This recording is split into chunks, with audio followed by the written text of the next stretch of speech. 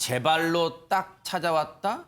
혹시 이런 생각이 드는 그런 사건일 것 같다는 생각도 듭니다. 최정아 기자님. 네, 오늘 새벽입니다. 28일 새벽 2시 50분께 부산시 수영구 한 도로에서 40대 여성이 일명 날치기 범죄를 당하게 되는데요. 아이고, 네. 이 날치기범 같은 경우에는 심야에 집으로 귀가하던 이 여성의 뒤를 따라가서 여성이 들고 있던 명품 가방을 낚아챕니다. 아이고. 그런데 이 가방 안에 현금도 들어있었고요. 노트북도 들어있어서요. 피해 금액만 무려 898만 원에 이르는 상황입니다. 네.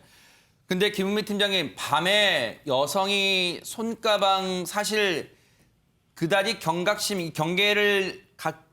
갖추지 않으면 순간적으로 낚아챌 때 그것을 방어하기 쉽지는 않을 것 같아요. 그렇습니다. 일반적으로 여성분들이 가방을 들고 다닐 때 이렇게 껴안고 다니진 않습니다. 그러네요. 들고 다니는데 뒤에 남성이 날치기죠. 가방치기라고 하는데 탁 날치기를 하면 사실 뺏길 수밖에 없어요. 아하. 근데 단지 이제 그 날치기범이 훔쳐 도주했을 때 여성이 신고를 해서 연재서가 신고를 받고 나서는 주변서에 이제 공조서를 하거든요. 네. 그 남자가 도주했기 때문에 그 인근 주변을 순찰차가 수색을 합니다. 아하. 수색을 하다 보면은 수상한 사람이 있으면 검문하지 않습니까? 네. 그래가지고 한 500m 지점에서 네. 그 날치기범을 검거하게 된 거예요. 아하. 그러니까 신고도 빨리 했고 네. 관할서뿐만 아니고 인근 경찰서에서 공조를 해가지고 하다 보니까 순찰차가 아하. 특히 또 뭐 있냐면 이 불을 켜면은 삐약삐약 하지 않습니까? 네, 경광등. 네. 그러면 도주하지 않습니까? 아하. 그러니까 경광등을 끄고 갔기 때문에 네. 그 날치기범이 몰랐던 거죠. 그래서 공각이 된 겁니다. 근데 최진문 교수님, 예. 경광등만 끈다고 날치기범을 잡는다. 언뜻 이해는 되지 않습니다. 그렇습니다. 이 가방을 들고 있던 가방을 날치기 했던 40대 남성 같은 경우에는 처음에는 이제 경찰이 출동을 하니까 숨었어요. 숨어 있다가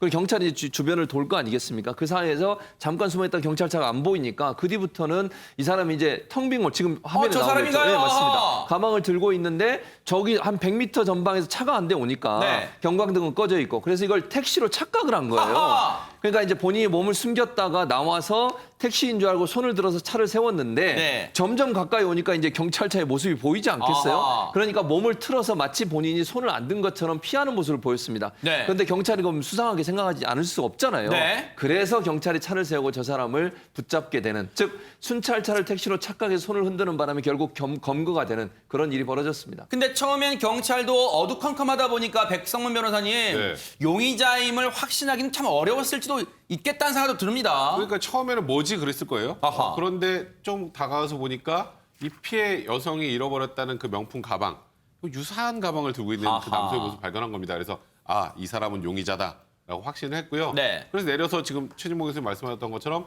이제 검문을 합니다. 그 안에 내용을 보니까 이 피해 여성의 잃어버렸다는 그 내용이 그대로 내용이 그 노트북 등 포함해서 있었던 거예요. 그래서 네. 바로 그 현장에서 이 남성을 긴급 체포할 수 네. 있었던 겁니다.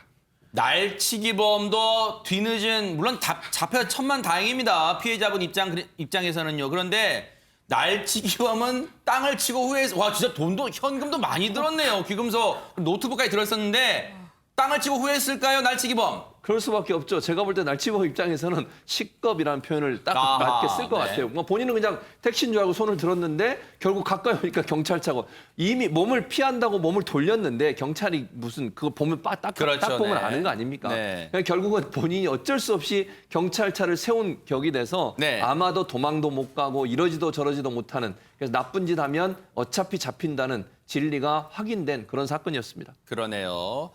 대한민국은 삼면이 바다입니다. 대한민국에서는 절대 도망갈 수가 없어요. 반드시 나쁜 짓을 하면 검거된다는 것을 여실히 보여주는 그런 사건이었습니다.